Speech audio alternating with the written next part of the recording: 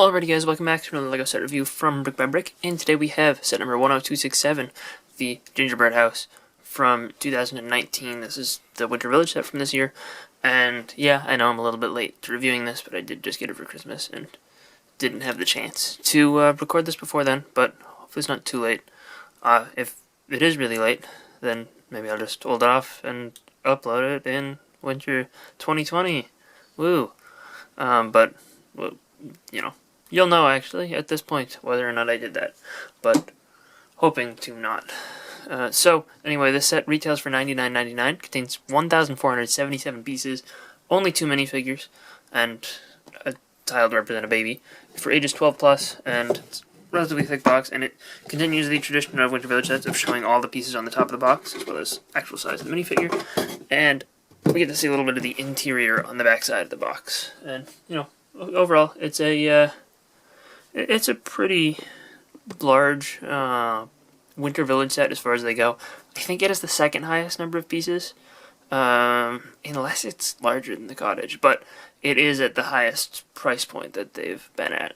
So, you know, that does make a bit of sense, but it is also returning to that little sort of somewhat fantasy Winter Village setting, which was really popular when they did Santa's Workshop, and just at first glance, I think it looks like it's pretty successful here as well. Pretty much every Winter Village set includes some sort of Christmas tree build, and this one is kind of, sort of, relatively the same thing as the fire station's Christmas tree build. Like, the core of it is. But they made one huge improvement with the star on the top. It looks weird from the side and back, yes. But from the front, it looks pretty neat. It uses these diamond-shaped pieces that just have a bar attachment at the back that was introduced in Elves. This is the first time we've gotten it unprinted, and you can rotate that however you want, because it is just on a clip that's attached with a single stud. There's a base down at the bottom, which is a little dish, and it's white to look like snow, which is appropriate, and, you know, spinning it around, it looks pretty decent for what it is. It's not anywhere close to my favorite Christmas tree build from the Winter Village, but it's not too bad. There are a couple little gifts here, and a couple of them make use of a couple of relatively new parts, like this small one which is rounded at the top, and, you know, uses these 1x1 rounded bricks in the light purple color, which is kind of cool. Got this other one which uses a pretzel as a bow, which I guess makes sense because they're in Gingerbread world, but maybe doesn't outside of that. This one is probably the simplest one, but it does use one of these new heart tiles. And then this one is probably a box of chocolates or something in the shape of a heart, which seems like a Valentine's Day thing, but you can give it for Christmas as well, I suppose. And it uses one of those heart-shaped plates from the LEGO Movie 2 as well. And, you know, these, you can throw them all underneath your Christmas tree, and looks pretty decent. There are also a couple of unwrapped gifts, though, and that includes this little tanker truck toy, which again uses those rounded 1x1 bricks, and these roller skates for wheels, which I've always appreciated when they do that for little micro vehicles. We've also got this train, which is a relatively larger scale thing. I don't know how much I love this particular one. They've done lots of different versions of micro trains before. This one seems a little bit thick around the bottom. I don't know if I like those green plates being there, but the build of it is, you know, pretty interesting. This also, in the front, looks a little bit skinny. It makes the front look a little weird. The tender's also a little big, but, you know, it is a little train, and I suppose if you wanted to, we'll see this guy in closer detail later, but you could put him in there in the back, so he's riding it. But there's actually a completely intentional feature of this rocking horse that allows you to put him on here. There's this exposed stud right there that you can just stick the tile onto, and then the Gingerbread baby can rock back and forth on the little rocking horse. That's cool. It's a nice little functional build. Got the red in there for the seat, and, you know, suggestion of horse head shaping, and yeah, overall it's a pretty decent thing. It is a little bit back heavy, so it'll always want to lean backwards just a bit, but overall this is a pretty good little build. And the two remaining side builds, I guess it's sort of up to interpretation whether or not these are Christmas gifts or not. Maybe Mrs. Gingerbread Lady bought a snowblower for Gingerbread Dad, and I don't know. I like this snowblower build. It's pretty cool. I don't know if they're blowing snow or just icing, but it's got these gears in here to look like the intake area. Uses these peppermint printed tiles on either side. There are a bunch of those in the actual house itself. So also needs a macaroni tile, or macaroni bricks sort of tube thing, to create the exhaust. And on the front of the box, they show the exhaust going straight into his face, which is obviously how you operate a snowblower. They do also show him carrying his son like this, though, in one of the official images. So, you know, maybe this guy does not really, know proper operating etiquette for snowblowers, but it's a very proper way to do it. The other little side build here is this gingerbread stroller, which features cookies for wheels, 4 of those printed cookie tiles right here. There are more within the actual build itself that you'll see later.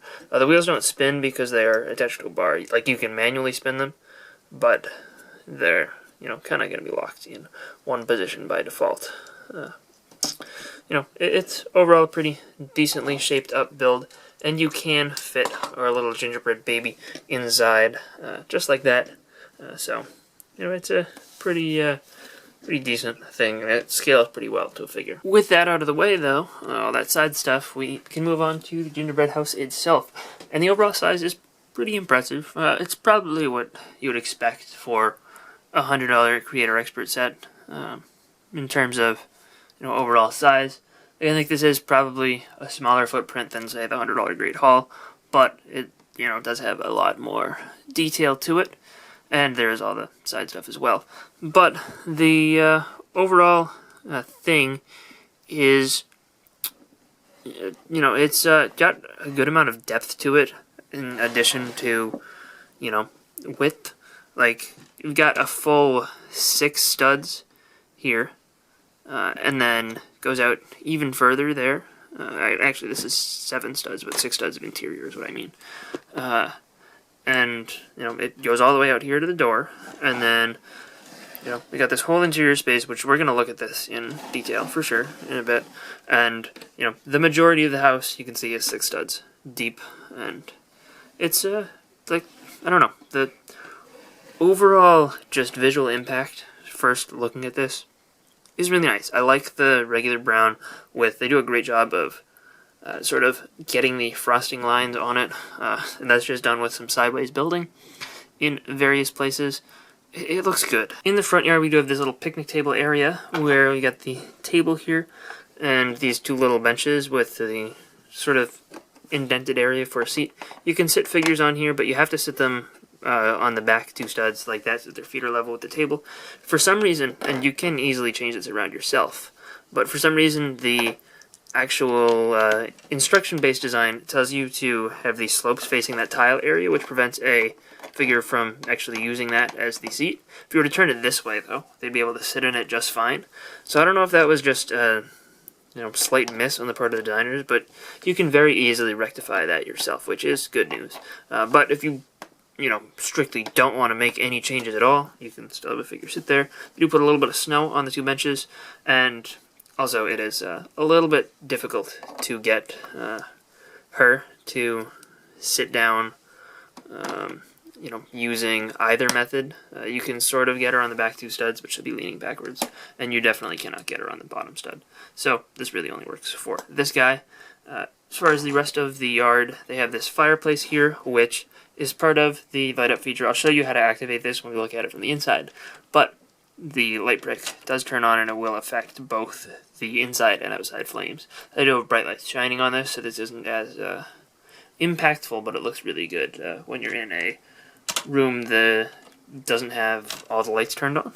And then there's just a little bit of snow in the front yard. We do have some spare firewood here using those 2 printed 1x1 tiles. And moving to the front door, we have a doormat, which has a sticker on it that says Home Sweet Home, and that's a good design. And there are only 3 stickers in the set. One of the other ones is right over here, next to the door, and that has the sign for Candy Lane. And we got 2 of these candy cane builds. They are both on hinges, so you can hinge them up and down, and they use these macaroni bricks and Technic pieces in order to, build themselves up properly. I just want to take one more second to appreciate the overall design of the roof and the level of detail with all the different colors of 1x1 round tiles to kind of get the candy look in there. That just looks really good, and that continues on all faces of the roof, including the area up here. I'm sorry about the lighting. But the area up here where, you're not going to be able to see it most of the time, it is all built up. That level of detail on the back also continues onto this section of roof here. And these roofs, while they are attached with hinges, and they're locked in place with a Technic assembly at the top, so none of these roofs are able to move at all. This one at the very top here is a little bit more flexible, but still it's not going to come out of there unless you pull the whole thing up. On the bottom floor here, it's all tiled over with pretty nice design. We got these drawers over here which use these printed 1x1 tiles, a spare cookie, because I guess they eat cookies as well as being cookies, and they do have milk, unless they're just leaving milk and cookies for Santa, in which case still they're sort of offering, their relatives to Santa Claus, maybe? I don't know how that works exactly, but we do have this chair here, which uses these gold bar ingot pieces in brown, which sort of look like chocolate bars, as cushions there. And the assembly for the fireplace in there is really nice. They do have a couple of candles up there, as well as a printed family photo of them and their little baby. And these stocking assemblies here are pretty neat. They're actually attached to the undersides of this plate. And they use these rounded 1x1 pieces in green, which is a relatively uncommon color. There's a little shelf over here in this area, which is a little bit hard to see, but there's nothing on it. I guess maybe that's where they'd, hang their coats or something. There are little balls up here, which is probably where their coats would go, and then, I don't know, they can put whatever else on the shelf next to the door. Very practical. And this door does open up perfectly. It's fine. And closes up with no issues. And then over here we have their little kitchen assembly, where they have a stove that will open up, where they can bake some cookies. There's a hood scoop for the stove, a little pan on the wall, little stove tops with hollow studs there, and then we do have two more drawers in the kitchen with cookie handles, a cup there, and a little sink, and you can even see a little drain for the sink underneath. And, they do have windows above that as well. These are all done with glittery parts, as you can see there, and that's the same for every window in the house. They're not the most transparent because of the glitter, but they do look really cool and fit in with the whole gingerbread house area aesthetic. This, you could also see a little shelf, and there's really nothing going on in this area that you can't see perfectly, but the door does open up perfectly fine. And again, the fireplace will light up with a light brick, and that works on the inside as well. You can sort of see it in there. If we turn down the lights, you can see it a little bit better. And before we look at the top floor, I'll show you how that works. This little piece of smoke up here, which is, I don't know, it's pretty small smoke. It's just replicated with a ice cream piece, and you can just, this will move up and down. It won't come out because there's a assembly inside there that activates it, but you just push down on that and it will light up the fireplace. You can kind of see that in there. So I can prove it's working, but that's how it works. And the top floor is also pretty well furnished. We have the bedroom area, which has space for a gingerbread person to sleep, and you can really only fit one person on the bed, so that's a little bit unfortunate for the other gingerbread man. Maybe he sleeps in the bathtub. But we can also fit a baby in the little crib there, which is just attached via 1 foot, so you can rotate the angle of that. We also have a lamp, which is made with one of those cotton candy pieces, and these ingot pieces in tan, I believe, are new to this set. Over on the other side, we have a little bathroom. These are some towels hanging up, I suppose, and over here we have the bathtub, which has a little bit of brown inside of it for some reason. Maybe they use chocolate water.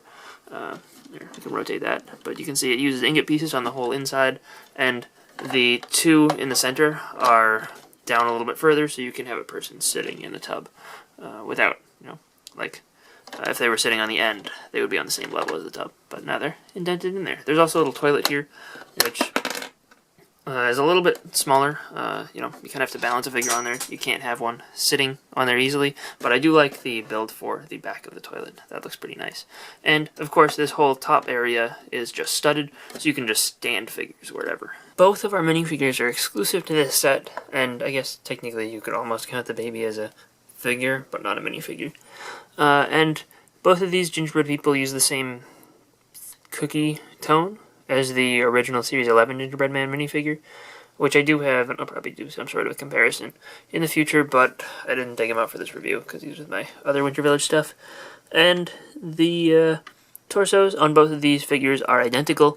They do have the small little dots on there, like the original Gingerbread Man. The legs are completely plain and unprinted, which is a little bit unfortunate, and that is the case for both of them, even though hers are a little bit hard to see underneath the skirt. But that skirt is a new print for that part, and that looks really good. The white is really bold on there. The black lines are a little bit thick on the skirt. That just looks a tad weird with the rest of the figure, but other than that, like, it's an excellent piece to get there, and makes this gingerbread lady look a little bit more unique. And you know, both of them have different cookie fillings on their heads, with the brown for the gingerbread man and the pink for the girl, and they both have unique gingerbread face head prints. She has a little bit of lipstick, and he has a little mustache on there. The printed 1x2 tile is pretty cool. It's supposed to be the baby on a baking tray, which is why it's on a tile. I don't know, it would have been really cool to get some sort of build for a little gingerbread baby so that he wasn't just completely two-dimensional, but it is nice. And the mom also gets a little bit of a baby bottle. The bottle is like bigger than the kid, but that's okay. Yeah, this set is definitely one of my favorite Winter Village sets. Like, the overall design of the building looks really cool, and honestly, if you didn't want it to be a gingerbread house, you could probably relatively easily modify this into some sort of cottage design. You know, if you wanted to go for a more realistic approach, like just, you know, remove some of the decorations from the roof, and, you know, maybe remove these little pillars. But, like, the overall design of the building, the roofs are really nicely put together. It's just a cool technique there. You get all sorts of fun accessories, like, you know, you're used to with Winter Village sets, and the figures in this set are actually kind of a standout as well, which isn't a typical thing to say about Winter Village sets. But yeah, overall, I really like this one. I think that it stands out on its own, and I think it will blend in relatively well with the Winter Village. You can, you know, put this in your Santa's workshop, have a sort of fantasy setting to your Winter Village. It looks nice. And the other thing about this is that this is basically the same size as a real gingerbread house. Like, I mean, unless you're building like a gigantic one to actually live in, which not many people do. But there is one in Disney World, at least. But it's like pretty much a 1-to-1 scale replica of a gingerbread house that you'd build in around Christmas time out of like real gingerbread. And, you know, if you look at it that way as well, it also becomes an interesting display piece in its own right. So, I don't know, I think there's a lot of things to like about this. There's a lot of ways to like it, and I don't really see anything to dislike. You could look at the price and say, it's $100, it's expensive, but I think that it's a reasonable size for what you get, plus the, you know, especially when you factor in the level of detail, and the fact that there are almost 1,500 pieces. Maybe complain about the figure selection and how there's only 2 in a $100 set. But even then, I don't know. I think that in order to hate the set, you really have to be nitpicking. And, I don't know, everything that I see here is fantastic. And I mean, I'm not going to tell you that you can't hate the set. If you want to, go for it. But, personally, this is one of my favorite Winter Village sets. One of the most fun to build, and one of the most striking on its own on display. So, let me know what you guys think. Maybe your opinion differs.